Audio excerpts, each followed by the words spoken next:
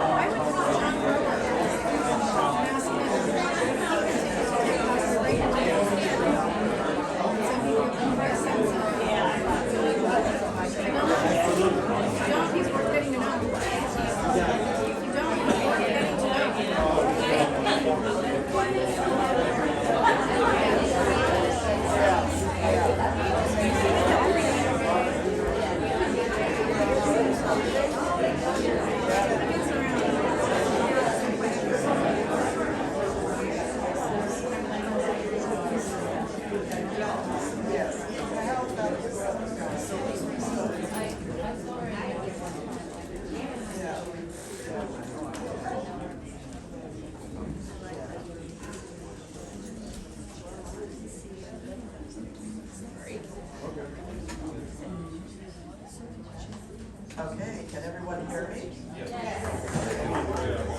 So welcome to our DA candidate forum. I'd like to thank you all for coming. Okay, so good afternoon. Welcome to our district attorney candidate forum. My name is Ursula Miner. I'm president of the Lawrence Branch NAACP. I want to give a special thank you to the League of Women Voters of Lawrence and Douglas County for participating with the NAACP and hosting these forums. Members of the Lawrence Branch NAACP and the League of Women Voters have been working side by side to register voters in our high schools and at community events for years. This partnership is very compatible since both our organizations are nonpartisan. Our political activities are focused on voter registration, voter education, and most importantly, voter turnout at the polls. We appreciate the support our organizations have received from Watkins Museum of History and the Lawrence Public Library. The candidates participating in today's forum all have primary challengers. DA candidates who do not have primary challengers were invited to talk with voters during the informal visiting time afterward. Would the following candidates please stand when I introduce you? Mike Warner. He was going to be here in our audience, but Dakota Loomis.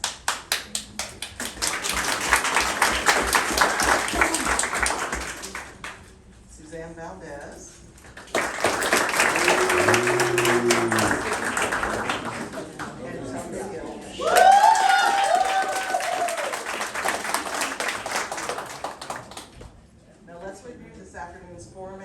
Candidates and the audience.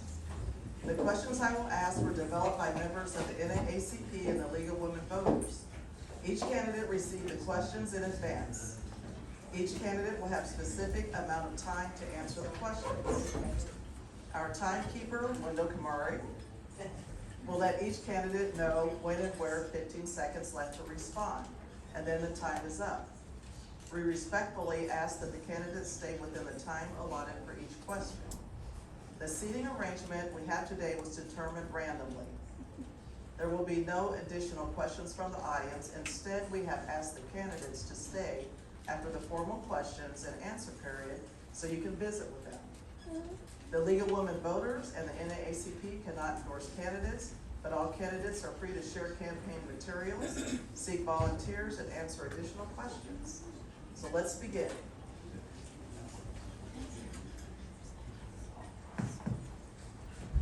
Okay, we will start with question 1. What programs and policies would you implement as district attorney to reduce crime and increase public safety in our community? 3 minutes, Dakota Lewis. Thank you, Ursula. And can everyone hear me in the back? But we can't see you. Stand I'll up. stand and talk. That makes it a little easier. So, I think there's 3 separate things that I would address as district attorney to help ensure public safety and that our community was in a safer, stronger place. The first thing that I would address would be to recruit, retain, and train experienced ethical prosecutors. Prosecution in Douglas County has to start with people in the office who know how to prosecute violent offenders, sex offenders, folks who have committed violent crimes against community members, and make sure that we hold those folks accountable. Now, that group of folks, that's not a huge number of cases in the office. That's not a huge number of people who come into the doors of the Douglas County District Attorney's Office. But our resources and our focus should be on having prosecutors up and down in every division that can handle serious violent offenses and make sure that people who harm someone else's community are held accountable. And having experienced prosecutors matters in a number of ways. It matters when you go into court to trial and you have to prosecute a case, but it also matters in the preparation of that case. It matters in how prosecutors know how to handle cases and what cases to prioritize. It matters with how defense counsel treats and deals with experienced, respectful prosecutors. Getting cases moved through the system that aren't high priority allows our prosecutors to focus on those cases that need extra resources, extra attention, and extra support from staff and other prosecutors. On the flip side, to ensure safety in this community, I think we need as an office to expand and diversify the alternatives to incarceration, alternatives to prosecution, programs like drug court, behavioral health court, pre-charging diversion, working with our law enforcement officers to get people help immediately if they have drug or mental health issues. They don't even come into our system in the first place. So that's the second thing I think we should focus on and strengthen is the opposite side of this, which is getting people help who come into contact with our criminal justice system. The vast majority of people who come into the Douglas County Courthouse are not there because they are violent, dangerous people. They're people who have needs, be it economic, mental health, substance abuse, and getting them tied to the resources they need will help reduce recidivism, increase their ability to get work afterwards, not saddle them with felonies, which makes it impossible to work in this community. I think the last thing I would say is that we need to have someone in the district attorney's office who is working collaboratively with our law enforcement partners and our organizations who do the really on the ground work here, be it mental health treatment, drugs, so DECA, ours helping the homeless, Bert Nash, make sure there's someone who's got an open communication with all those organizations so we can work collaboratively together. Thank you.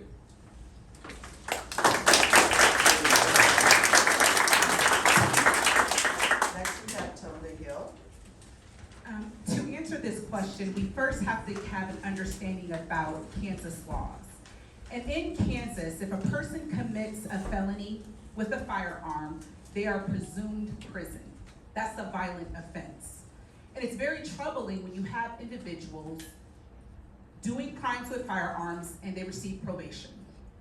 It's also troubling when you have violent offenses like rapes and murders and there's acquittals at trial.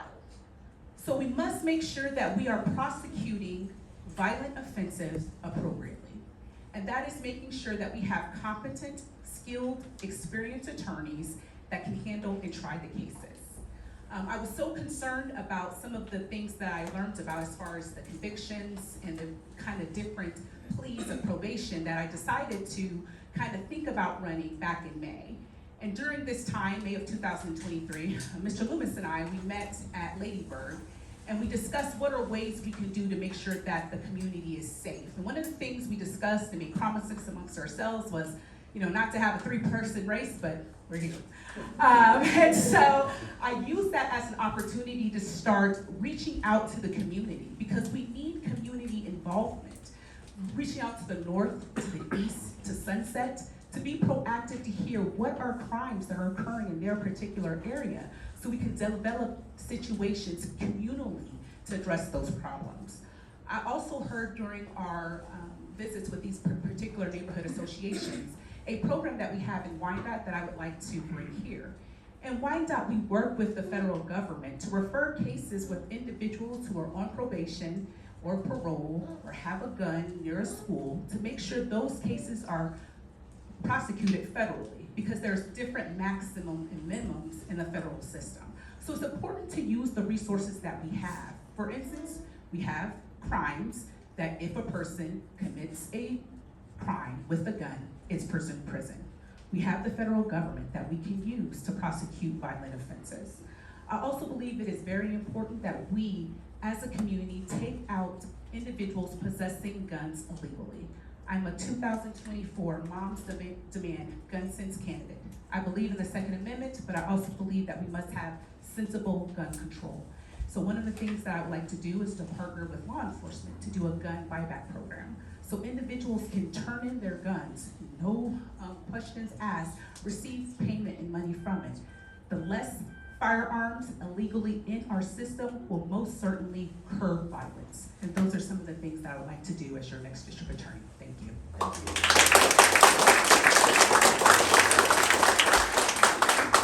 That's Suzanne Valdez. So I am also a 2024 Gun Sense candidate, because I have been, for the past 3 years, working with lots of organizations across the country, including prosecutors against gun violence, to reduce gun violence across the country. Everyone knows that it's now considered a public health situation, especially involving our juveniles.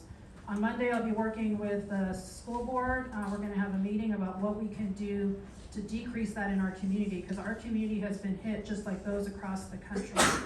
After COVID, we've had absenteeism, we've had truancy problems where our kids are not going to school.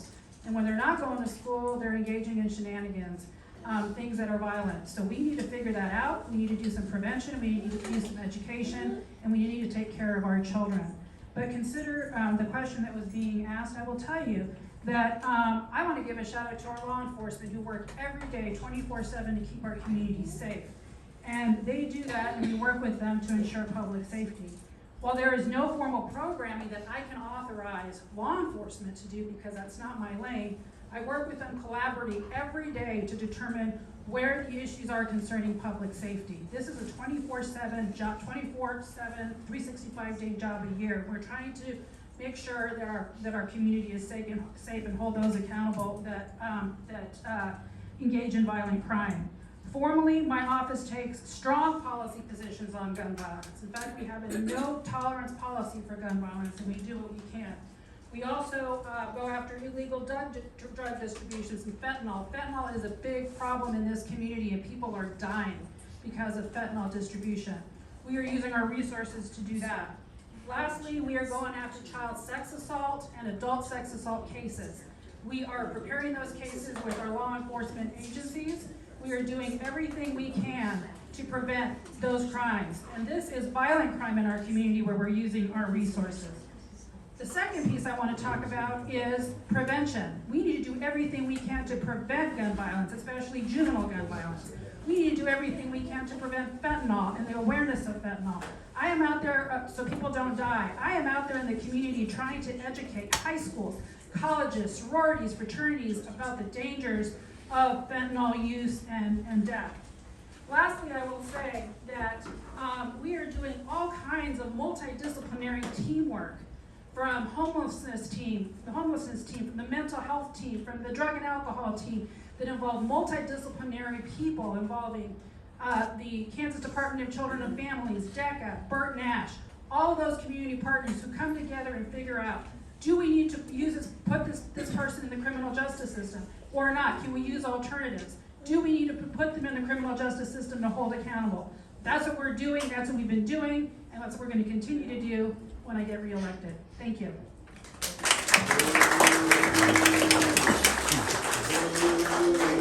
Next, we have question number 2. Studies show racial disparities in drug law enforcement. I'm gonna get involved if you won't, Mayor. I'll go ahead. I'd like one of our DA candidates to step in and let people know what freedom of speech is, please. No outbursts. No outbursts. You have 30 minutes after the meeting. That's to everyone. You 30 guys minutes can after the meeting. If you're You gonna can allow welcome to talk. clapping, you You're allow welcome booing to as talk well. to Okay, the candidates after that. Everyone, we're just going to ignore what's happening in the room. I'm going to keep reading the questions, and I'd like everyone to do so. Studies show racial disparities in drug law enforcement, despite the fact that white people and people of color use the sell and same drugs at the same rate. What will you do to minimize these disparities? 2 minutes. We will start with Tona. Thank you. So we first have to start with the district attorney receives case from law enforcement. And so we can't prosecute crimes on our own. Law enforcement, they see something, they file an affidavit, they give it to us, and then we make a decision using our discretion on whether or not we want to prosecute it. On June the 22nd, I was at a meeting, a morning coffee meeting, and I spoke with a fellow Lawrence resident. And she gave me a story about her son that's really impactful for this question that we're talking about. She told me that her son was arrested with a vast amount of marijuana in his car. And she was actually happy about this arrest because she knew that the marijuana wasn't simple marijuana. It was actually impacting her son's life negatively. And she was hoping that this arrest was going to be that turnaround, the thing that he needed to get treatment and get help. But her happiness soon turned to sadness because for some reason the district attorney dismissed the case without any type of explanation. She didn't know why, and this individual wasn't able to use the services like drug court and other particular things to get the help that he needed. This is an example of how sometimes discretion is being used to prosecute certain cases over another. And that it matters the perspective of this individual that's sitting in the seat that will make those decisions. You have to have an individual that has experiences with outside communities than their own. Because if not, then that's where the discretion turns into, unfortunately, discrimination. And so as the district attorney, I will make sure to look at all crimes and be fairly and impartially, but use my discretion in how I prosecute them.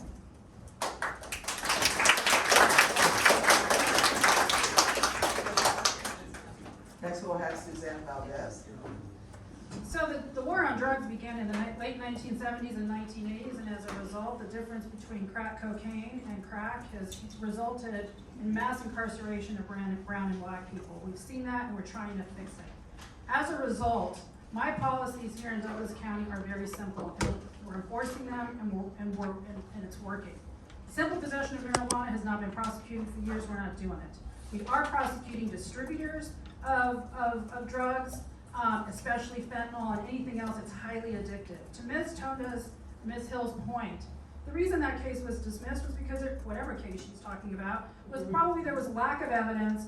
There was going to be some reason that we could not prosecute it. That is using prosecutorial discretion, not to prosecute something where we may lose on a motion to suppress. So I want to make that very, very clear. This has nothing to do with our policy on charging individuals who are distributing drugs. And we would have done it in this case, and we would have gone forward in this case if we would have had the evidence to do so.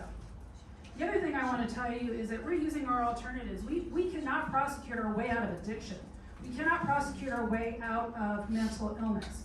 We are using all of our alternative programs, our drug court, our behavioral health court, our restorative justice, our robust diversion programs, which, by the way, we do not charge any fee for from the DA's office to process, to ensure accessibility. So in terms of the disparities between black and brown and whites, believe me, it's something that I have had to live with my entire professional life and that I am working to fix some way or another. We're doing it, we're making progress. The big thing that I want to share with you, which is very exciting, is that our drug court has a robust program of individuals, and it has increased dramatically in the number of brown people and black people who are in that program. I am very excited about it. Look at the statistics, it's on the Douglas County website. Thank you. Thank you.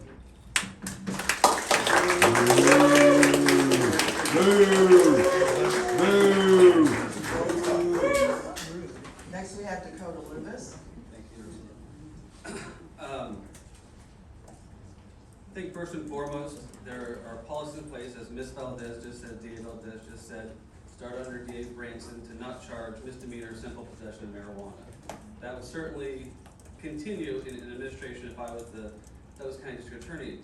But additionally, we need to, I think, expand that policy, expand the alternatives to prosecution for folks who are simply addicted to drugs, be them marijuana, cocaine, methamphetamine, opioids, where we can get in and get them help as soon as humanly possible. As an offense attorney, I often get cases 5, 6, 7 months after the initial stop with law enforcement, because we have to send drugs off to the KBI for lab testing. In that 5, 6, 7 months, what happens? My client comes to me still addicted to whatever meth drugs they're taking, still not receiving services, and instead, they've now oftentimes picked up new charges, have gotten further into use, further into a spiral of addiction and depression.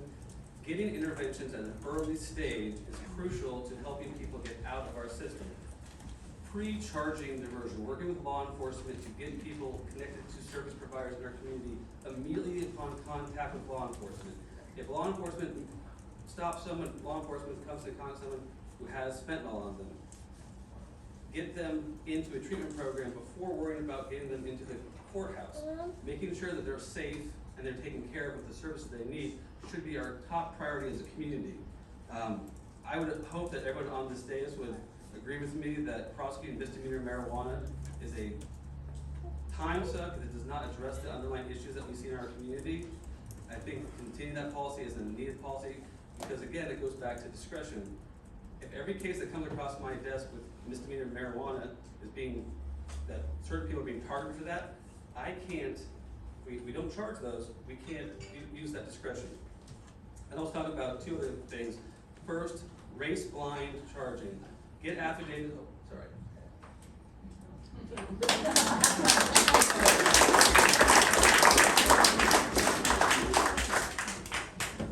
Okay, we'll go to question number 3. We'll start with Suzanne. As of May 2024, 49% of in-custody population in Douglas County, Kansas is black. This is based on data from May 2024, 4.5.3 XLSX, which shows 49% of in-custody population is black, while 88% is male, 12% is female. What would you do to put in place to decrease these statistics? 3 minutes. So we're working on this every day. I've been working on this every day since I took office in 2021. The dashboard numbers that Ursula just talked about are actually updated weekly. So that was as of May. I just looked at the most recent data, and 31% are black and 57% are white. So these updates come up every week or so, and they're posted. And the point is that this is a very fluid situation. Law enforcement agencies bring in folks on arrest. We have 7 different law enforcement agencies. We have polls. There are all kinds of things that make up the jail population. So I will tell you that that number isn't great, but it is not. It's very, very fluid, and we work on it. If you really dig into the data, you see that mostly that the people that are in the jail are failures to appear. These are for municipal court and for district court failures to appear. These are not on behalf of the district attorney's office. These are not on my cases. The rest of the cases that you see, which are violent offenders, again, folks, we're not using the jail for people who smoke pot or who steal bicycles.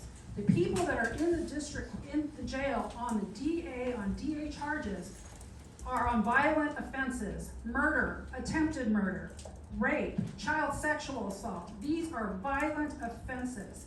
And I went through that list today, and I can tell you that those are the people that are in the jail for these offenses being held on bond, okay? So I don't care whether you're black, you're white, you're green, you're purple with yellow hair. If you are committing that kind of violent crime in this community, a bond will be set by the judge, and then the case will go forward. And if you have to sit in jail while you're waiting for your time in court, so be it. So I want to point out that the makeup, again, I was very proud to look at the fact that most of these cases are failures to appear, which the DA's office has no part in. We can charge a failure to appear, but I have not done that in my entire administration as DA. So I'd ask you to look at that makeup. Of course, we're always looking at it. Is there any way that we can get people out on pretrial release? The other thing I will tell you is we have the most robust pretrial release program probably in the country. Most people who are in jail, again, very small number of people, but a lot of offenders are out on pretrial release because the county supports a pretrial release program that keeps people in the community, keeps them working, and keeps them out of jail. We want to keep those jail numbers low. It's a very, very delicate balance, but one that we take very, very serious. I look at those numbers every week. I looked at them again this morning, and I can tell you that everybody in that jail is there for a serious offense. Thank you.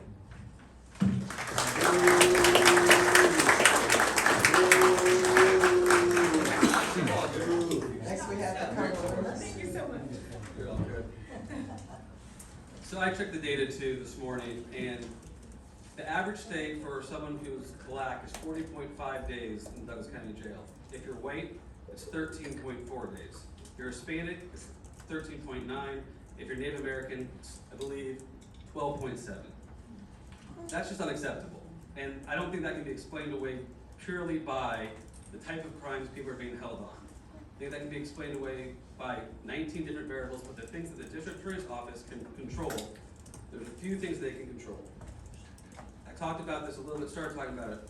When you get people charging documents coming in, doing race-blind assessments. Every time a case comes in from law enforcement, you get racial data, you get the age of the people, where their addresses are. Removing that data removes all the implicit biases that we have every single day when we look at cases.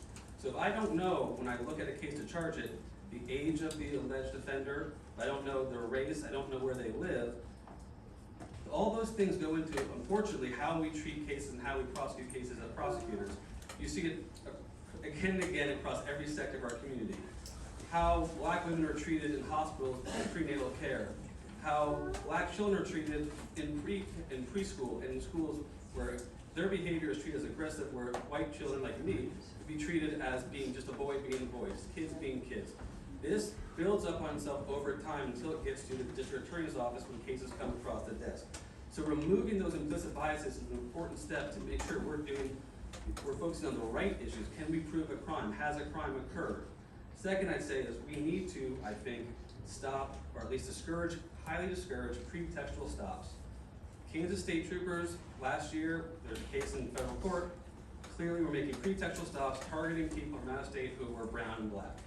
Pretextual stops cannot undermine the entire purpose of the judicial system, which is to treat people fairly and evenly. And pretextual stops often occur to young men of color. Making sure that we work with law enforcement to discourage that practice is a key step to keeping people out of custody for other offenses. The last thing I talk about here is, we talk about in custody cases, is we should still be decreasing the total number of people in custody and the total number of time people spend in custody. Getting people out on pretrial release, house arrest, moving cases quickly. Far too often people are in custody because their case is languished in the court system because nothing has been done to move the case along. As a prosecutor, as a district attorney, you need to be prioritizing cases, making sure that people who are in custody are being put up the list so we can get them to their day of court, make sure that if they want a trial, they get there, but if they're willing to take a deal, if they want to be released on a pretrial program, we work with them on those as well. So again, every day in custody destroys lives.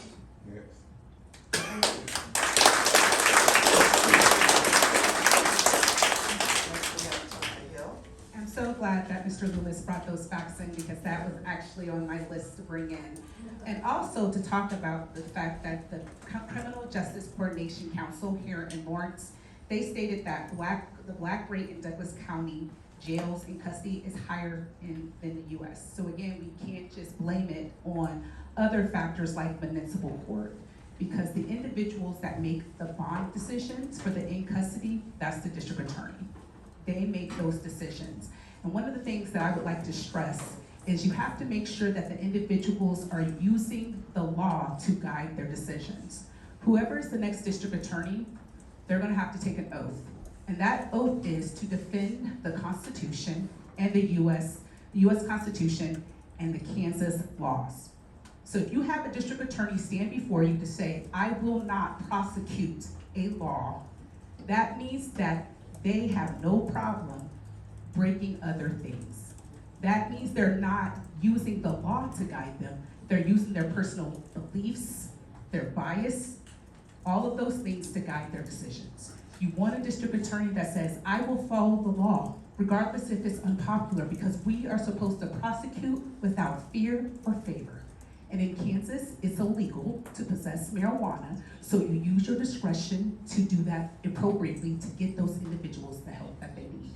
So that's one way, if we're talking about really impacting the system, is making sure you have a district attorney with integrity that is going to enforce the laws evenly and impartially.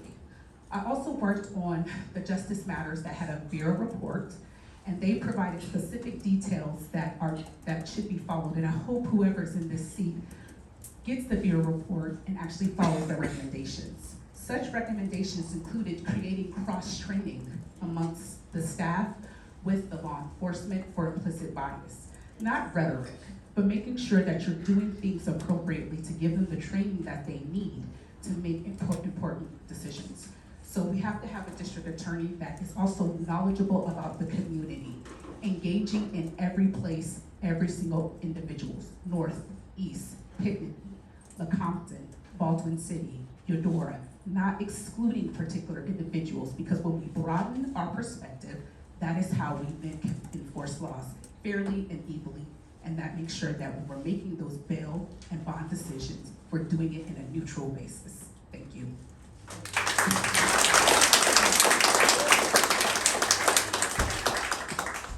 Next, we'll have question number 4. For lower level crimes in light of high cost per inmate and high recidivism rate, would medical counseling and other diversion programs be a better use of resources and provide better results for our community? What criteria would you use in determining this? And tell me your first. Thank you. Appreciate that. Sorry. Yes, I absolutely agree that we need to be making sure we're doing alternatives to prosecution. I gave a case, to prison. And I gave a case last time during our forum that highlighted that we shouldn't be criminalizing mental health, poverty, addiction, that we should be doing wraparound services for individuals that need the particular help. That to make sure that we are focusing our attention on violent crimes and not other things. I also believe it's important to utilize the programs and the successful programs that we have. So the behavioral health court, the drug court, the diversion. I have seen the impact of a veterans court. We have one in Wyandotte County. I believe that is another absolute important resource to make sure that we're doing those alternatives to give individuals an opportunity to have accountability for their actions, but we have to make sure that the approach is measured and pragmatic. And that only comes when you're looking at the cases on an individual basis. So violent crimes you handle one way, but issues that aren't related to violence, that are related to mental health or other avenues, you have to make sure you're doing that. And that also comes with collaborating with stakeholders. So currently Burton Nash has to outsource filing of cases for a lot of cases that were traditionally in the district attorney's office. These are called care and treatment cases. Burton Nash has to pay another law firm to handle these cases instead of the district attorney's office. That is money coming from that area that could be servicing those residents that need the most. So when I become district attorney, I will refile those cases and make sure that services are applied appropriately. Thank you. Next, we have Suzanne Valdez. Yeah, sure. So I just want to clarify the treatment and recovery Center does help people who are in distress, and law enforcement, unfortunately, has had to learn how to deal with people who have mental illness and have addiction issues. So shout out for our Treatment and Recovery Center. That's where a lot of the intervention does take place, and hopefully all these people that are in crisis are dealt with, and they never even see our office. So I want to clarify that point, and I'm glad that the Treatment and Recovery Center is working. It's working very well so that we don't have to see them, those individuals, and have them in the criminal justice system. The other point I want to make is that we do race-blind charging. I mean, that's something that we do. And again, we base every case on its merits and whether we need to use our prosecutorial resources to prosecute violent crime. The other big point I want to make is Ms. Hill's point that I make decisions about bond. I do not make decisions about bond. That's a judicial function. I do not make decisions about municipal bonds. That's outside my authority. That goes to the municipal court. So I have nothing to do with the bond decision. That is a judicial function. What I do is support pretrial services, home or house arrest, all those things to keep people in their community if they're nonviolent offenders. So those are clarifications that I want to make to both the points that were made earlier. Considering the question, we're already doing the alternatives to incarceration. Folks, I said I was going to do this in 2020. We're doing it. In fact, we've never had such robust enrollments in both drug court and behavioral health court. We've had graduations. We have people return to their community. It is amazing to see. We're going to add a veterans treatment court. That's something that's been near and dear to my heart. In fact, my son, who's serving in the U.S. Army, is here today to show support for this particular point. This idea, I'm doing the work. There's nothing here that they've offered that I'm not doing. And I'm going to do it better, and I'm going to continue to do the things that we're doing. There's always something to be done. I'm glad to hear about all their ideas, but they're kind of already being done.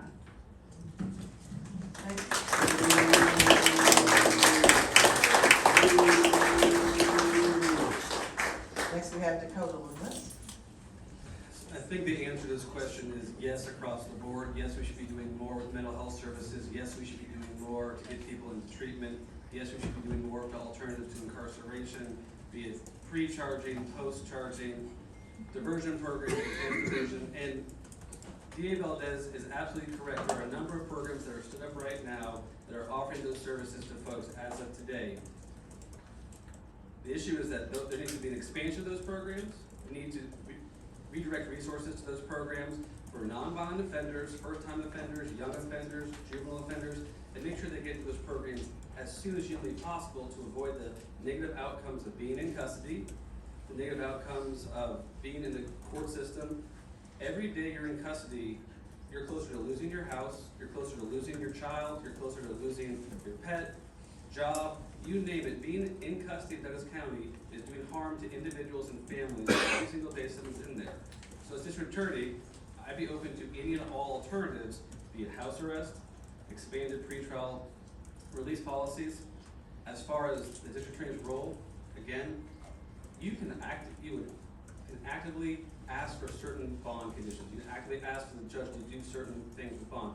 You can't set bond, but you can argue on behalf of that.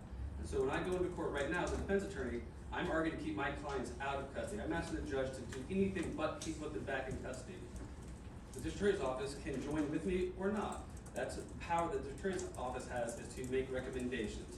The district attorney's office can do that based upon criteria, failure to appear, danger to the community, but making sure those are clearly dictated to the court is crucial for this situation. The last thing I'd say is, I'm in the drug court. I've been fighting for people to get in the drug court. I had a client who stole a bike, was denied drug court. This office wanted to put him in custody for 162 months. That's all I'm going to say.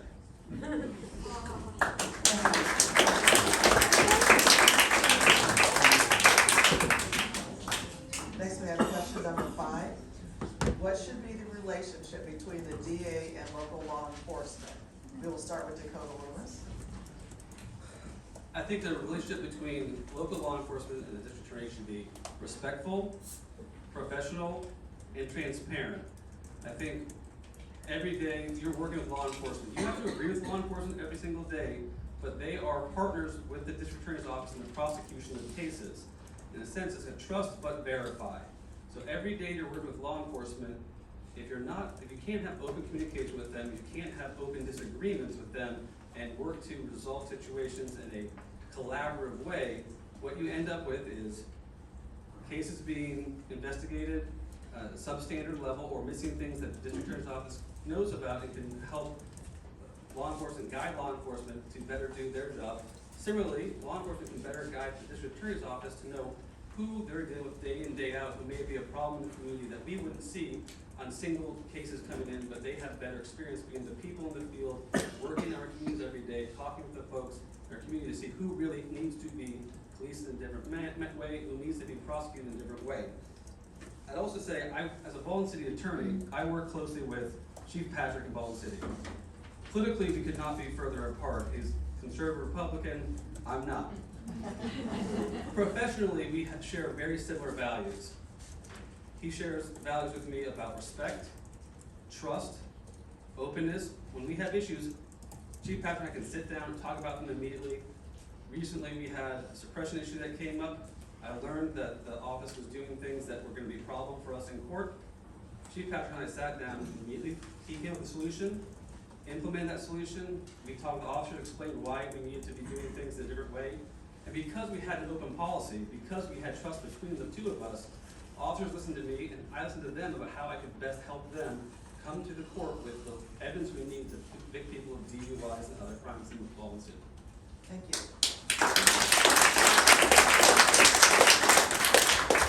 Next we have Tilda Hill. So the relationship between law enforcement and the district attorney's office should be one of mutual respect and understanding each other's roles. So the police, law enforcement, and the district attorney have different roles. However, they must work collaboratively for the shared mission of the community. I have never taken a case to trial where I didn't need additional resources and help from law enforcement. And that didn't mean that the law enforcement didn't do a great job. It meant that as a trial attorney, I know what a jury wants to see. I know what they're looking for. So routinely, I'm able to work with the detective and the officers. We come into my office and we discuss, hey, a juror might want to look at or think about. Now, I can't direct the officer to do anything. I can make the suggestion and they can say, tone to whatever. Really, they can't. But because I've developed this rapport with them, they're more apt to say, you're right, let's go and do that. I have a trial coming up in 2 weeks on July the 8th.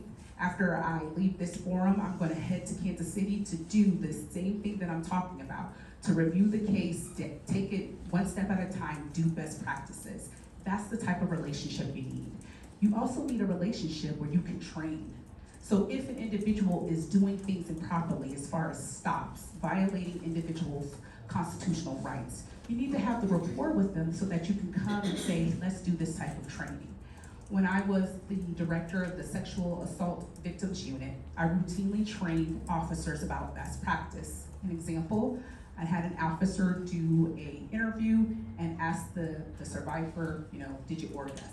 That's inappropriate, right, to say to someone. But because I had the rapport, I was able to talk with them and allow them to listen and change and do best practices, and that's what you need as a district attorney. Thank you.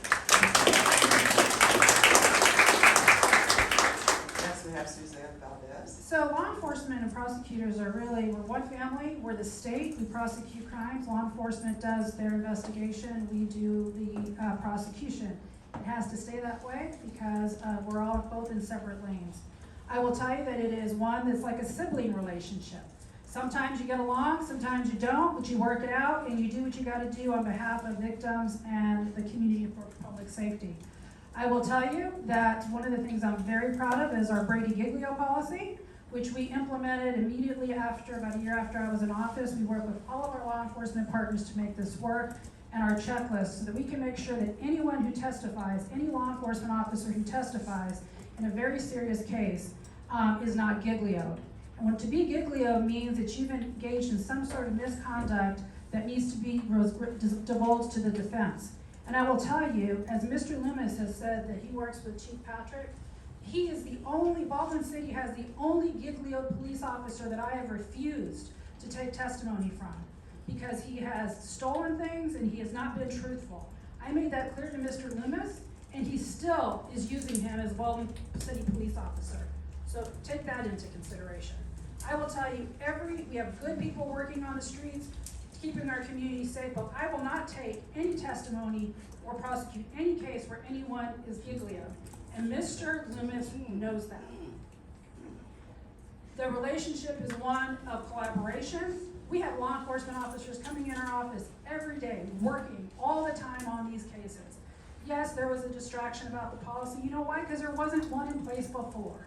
And you know what? People don't like change. But it is my constitutional obligation to make sure that I don't put any officer on the stand who has lied or done anything that violates constitutional law. And I will continue to do it. It's all worked out, and I'm proud of the work that our community is doing and the work that our law enforcement agencies do every day. Next,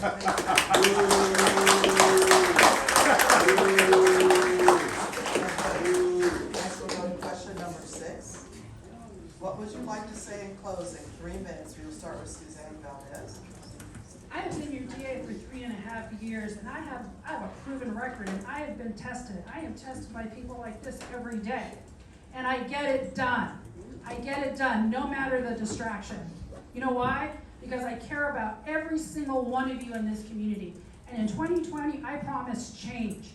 I am making that change, and it makes a lot of people unhappy, okay? It makes the establishment unhappy, all right? They want me out, all right? But I am not gonna go without fighting. I am gonna continue to work for victims every day. I'm gonna continue to work for this community. I'm gonna continue to collaborate with all of our community partners, and there are many who care in this community. I see a lot of you in this audience today. Bert Nash, DECA, Kansas Department of Children and Families, Child Advocacy Center, all of these great resources, criminal justice services, everyone, every day who cares about the community safety of our community. The DA's office is but one piece of it, And to be arrogant enough to say that you're gonna be making all these changes and you can do this and you can do that, believe me, there's a price to pay, because you know what, I've been paying it. And I suck it up every day, and I make sure that, you know what, no matter what, I'm telling people no. I'm telling people we need to work on this. I'm telling people we need to collaborate on this. I've done that every single day. I get up every single day and I worry about public safety every day. And I do that because I care. And I also want to reimagine the criminal justice system. It hasn't worked. It's been embedded in racism, and sexism, and all the things that are not okay. And this community, Douglas County community, no matter the haters in this room, is a model for criminal justice reform across the country. And I go across the country and I hear people telling me that. And I am encouraged by all of that. And I'm gonna continue to do that, and I ask for your vote on August 6th, because there's a lot to do. And no matter the distractions, my office is getting things done. Onward. We're prosecuting those crimes, we're prosecuting violent crimes, and we have a robust alternatives to incarceration program. We want people with their families. We want people to thrive. We want people to have second chances. Our expungement programs are second to none. I'm begging people to file their petition for expungement. You know why? So I can clear their record, so that they can get a job, so that they can get a promotion, so that they can do all the things that they want to do in their community, and for which, but for the fact that they were in the system, has been detrimental to their growth. I want to reduce the criminal justice system, the footprint of the criminal justice system, and that is what I have been doing, and I am very proud of my DA team. I'm very proud of all the things that we've done, and I want to continue to do it, and I ask that you give me 4 more years. Thank you.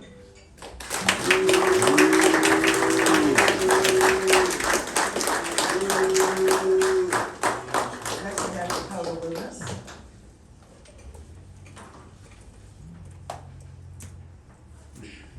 So I've gone over with you what my priorities would be if I was elected as district attorney. To restore professionalism, the office, restore respect to the Douglas County Courthouse, to recruit and retain prosecutors who can do the job, do the work that we need to do every single day to keep the community safe, while also using their experience and training to use discretion to make sure people are staying out of the system who need to be in alternatives to the criminal justice system, be it with Bert Nash, with DECA, with ours helping the homeless, any of the number of organizations across our community who are doing the real work day in, day out to make people safer, to address their underlying issues that lead them into contact with law enforcement and the criminal justice system. I've worked in the Douglas County Courthouse now for the past 10 years. I've been in Douglas County for next week 44 years.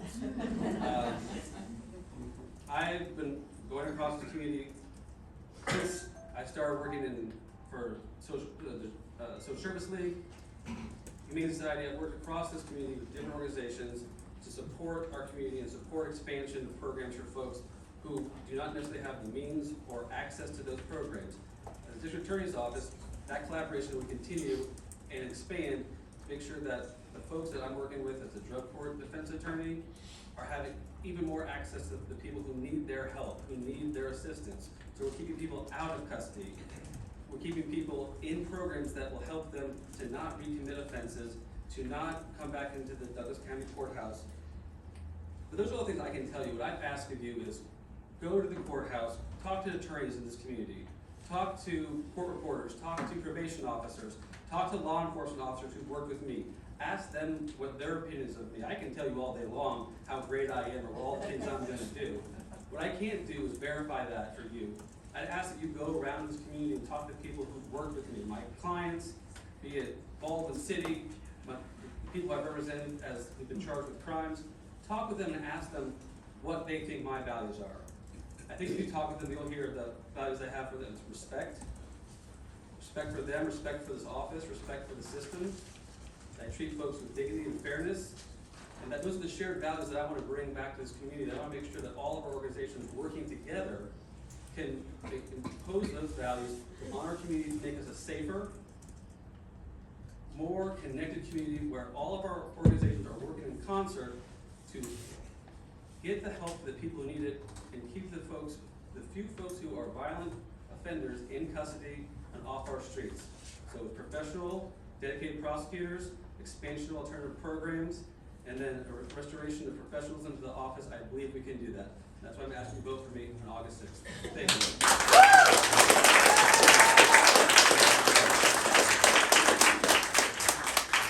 Next we have Tony Hill. In January of 2017, when I launched my campaign as the first challenger, I contacted Democrats that I believe shared the platform of embracing inclusion and fighting for democracy. I was shocked when several individuals declined to meet with me, not because of my race or my sex, but because they had a relationship with a potential candidate. Businesses refused to allow me to pay them money to use their establishment for campaign events. I was targeted online with hate, perks, and announcements given to some that I did not have the social capital to receive. These early rejections created doubt. I even contemplated withdrawing my candidacy, but I'm so grateful for my supporters and their encouragement. Their words reminded me that I could not waste the opportunity to engage in this democratic process, given the sacrifices that have been made to even have my name on the ballot. I told myself over and over, like I'm telling myself today, I cannot quit. Then I wouldn't be an example for those challenging the status quo. And as time continued, my confidence built because their actions also highlighted something important, that I have something of value to offer this community for your consideration. So I'll close by saying what some have tried to silence and discredit. Douglas County, you deserve to elect a competent leader that has unmatched trial, criminal law, and professional experiences. You deserve to elect a compassionate leader that has devoted their life to public service, practices trauma-informed advocacy, and would never mock any member of this community. Your next district attorney should be an individual that doesn't applaud or sympathize with the current administration, nor should they have close, personal relationships, of trust that could cause conflicts for future prosecution. And that's why on August the 6th, and hey, if you vote early on July the 17th, I'm asking you to vote for the most qualified candidate whose actions, not their words, have demonstrated a commitment to public service, inclusion, because that's how we make sure we're enforcing the laws fairly and impartially for the betterment of all of us. Thank you so much.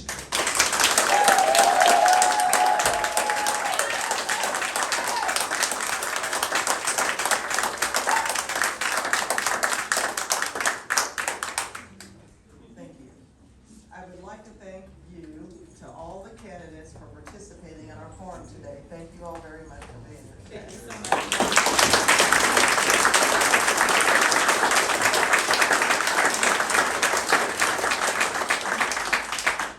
Our Kansas State Senate candidates and Kansas House candidates forums will be Saturday, July 13th here at Watkins Museum of History.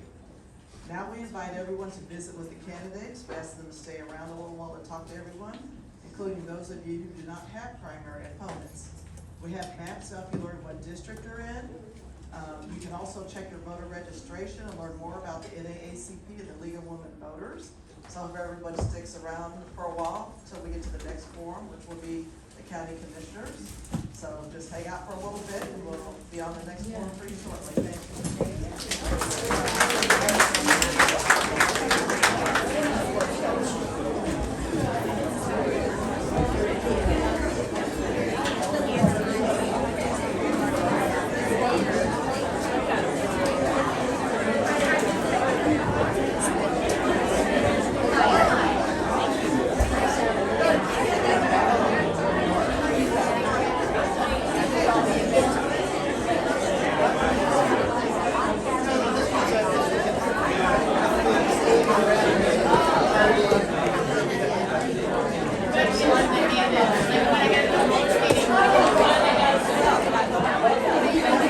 Thank You're Maya, right? Maya. I've seen your pictures. Yeah. Yep, it's me. See, I'm not as nasty in person as this one. But I did. But you know what? I'm extremely disappointed that not a single candidate up there said anything about any kind of discrimination or any kind of shot justice in the video. It's disappointing. They were trying to shut Justin down, telling him he couldn't boo Suzanne. And it's just sad that the DA candidates wouldn't speak up and say that don't do that. It's viewpoint discrimination. But it is what it is.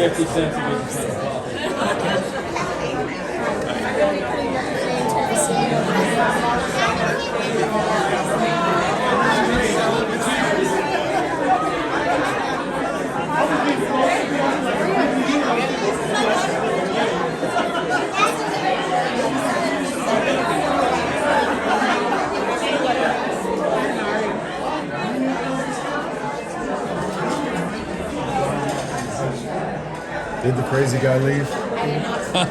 What crazy guy? There he is. No,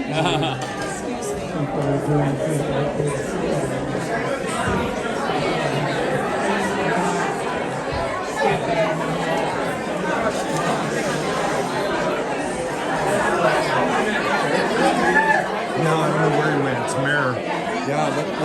That guy may come on. Which guy? Charges. He said you don't have a name. James? His name is James Minor. James Minor, yeah.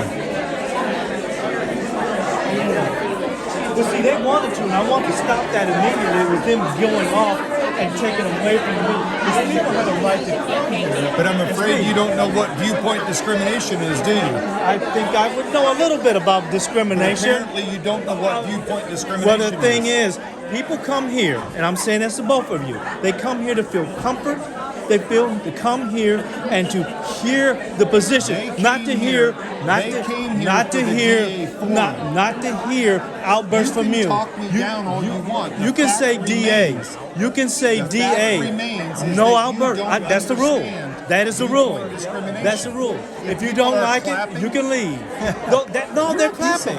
They're clapping. They're clapping. But the thing, I want to hear what is the same as booing. I want to hear the DA and what they're saying. That's what I want to hear. And you heard them, right? Be respectful, be mature, heard them, be right? professional.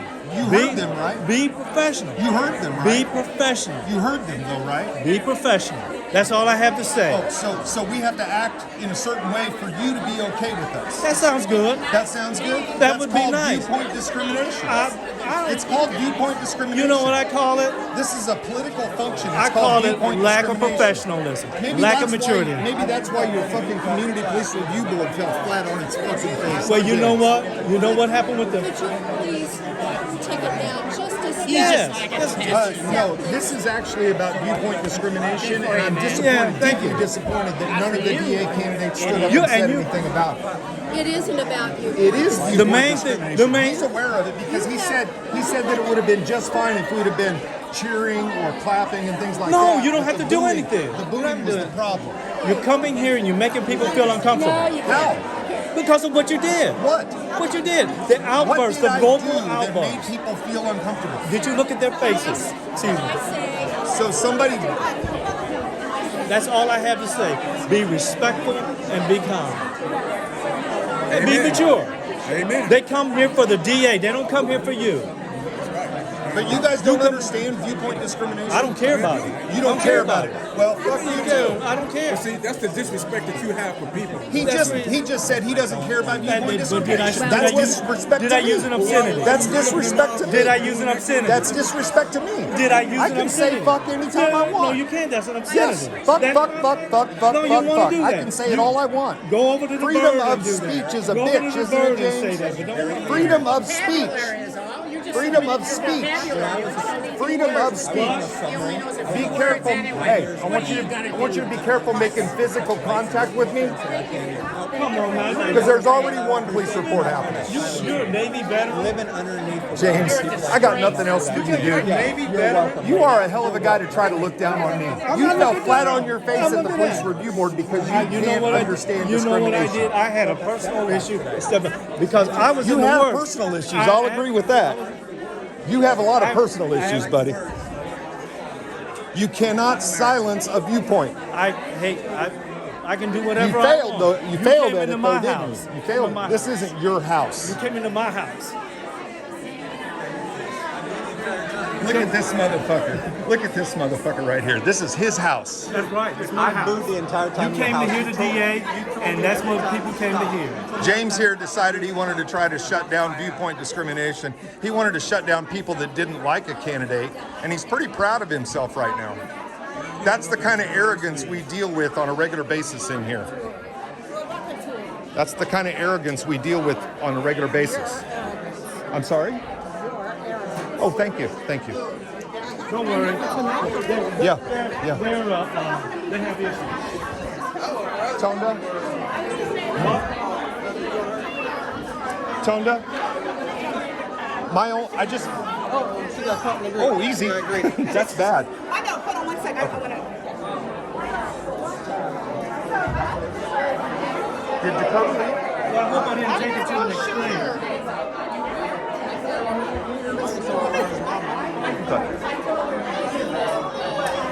So really, say what now? And the thing is that Where's Dakota? You missed the viewpoint discrimination going on over here with a guy that used to be on the police review board. He was on the CRPD. Yeah. Old James Minor over here was trying to shut Justin down from booing. Yeah. These people don't seem to understand viewpoint discrimination. Yeah. And they're arguing with me about it. Yeah, he's talking a bunch of. I got it all on camera. He's like ridiculing me and telling me I'm. Sorry.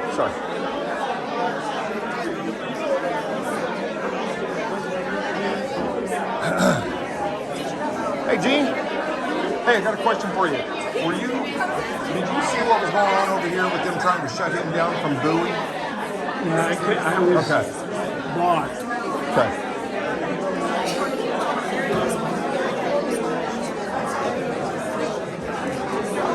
Excuse me, sir. No. Oh my God! You gotta say this? Yeah. I'm disappointed in you. What? This viewpoint discrimination that was happening over here, I wish one of you would have stood up and said something. I'll tell you right now, I'll be very clear with you. You know this. The moment you engage with him, he then I don't want to ramp it up. But you could have shut it down. He still thinks that he was justified in doing all that. I went up and tried to explain viewpoint discrimination to him, and he ridiculed me and called me a bunch of. That we need you guys. I'm happy to talk about it. Alice is in the middle of this. I understand. But I know. I get it. So I mean, If one of you would have, it would have shut it down. Well, I don't know if it would have because of him, but I appreciate you telling me that. Thank I mean, you. you know how it is with us. I know. So, I get you, man. thanks, Mike. Hey, Yeah. I asked you about. Damn it! It was something. Off my, it was about not what you sent me, but something else, and now it's gone. I'll remember it and give you that to you. Yeah.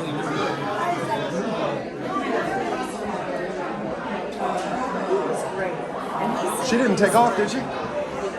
She didn't take off. Okay.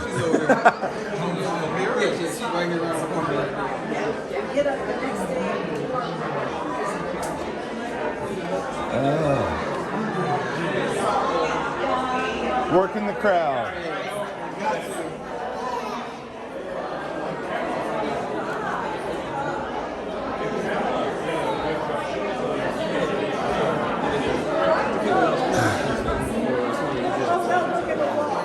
Did Suzanne skedaddle?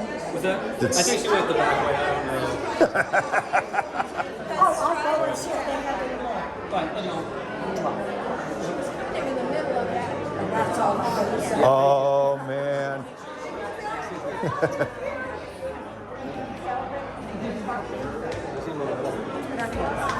I got that all in film if you want it. We'll see.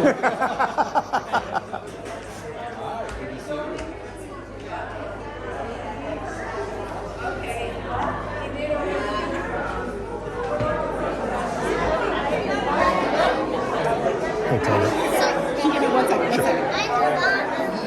He's a busy one, man. Hey, the only thing I wanted to say is I was a little disappointed that nobody up there stood up and said anything about the viewpoint discrimination that was going on. About the what? About the viewpoint discrimination that was happening with Dr. Space. So when I'm focused on the campaign, I'm not really looking at a whole bunch of other stuff. I understand. We have a former community police review board member, James Minor. Okay. Go ahead. Go ahead. Well, this man was on our police review board, and he was in there trying to shut Justin down, not understanding viewpoint discrimination. And when I tried to explain it to him, he decides to ridicule me and tell me he doesn't care about that. Right. That's why we need the leadership from you guys to. I'm disappointed in all three. I wish one of you would have stood up. We are focusing on making sure our information. I'm not looking at my husband. I'm not looking at other things. I'm not understanding what's going on between certain No, things. I'm not faulting you. I'm not faulting you You're saying for it. that you want us to do something. We can't if we don't. I'm looking for that leadership. That's Okay. leadership to me. Well, thank you. Thank you.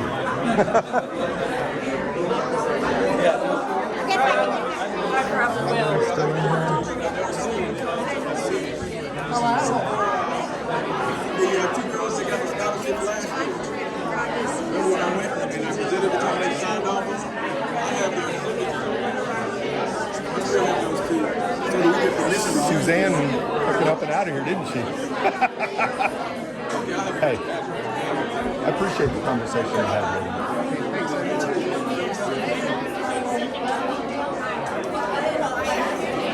What did he say? All right, I'll do that. But Mississippi.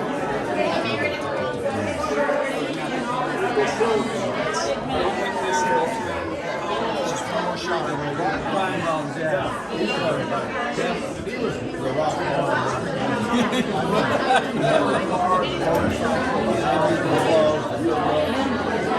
was a great guy to be around.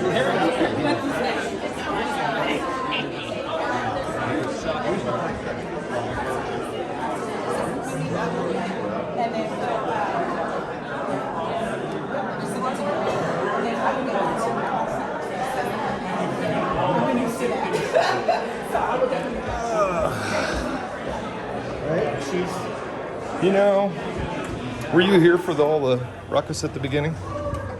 Yes. Which ruckus, I suppose. Justin. Yeah. When they tried to shut him down? Yeah,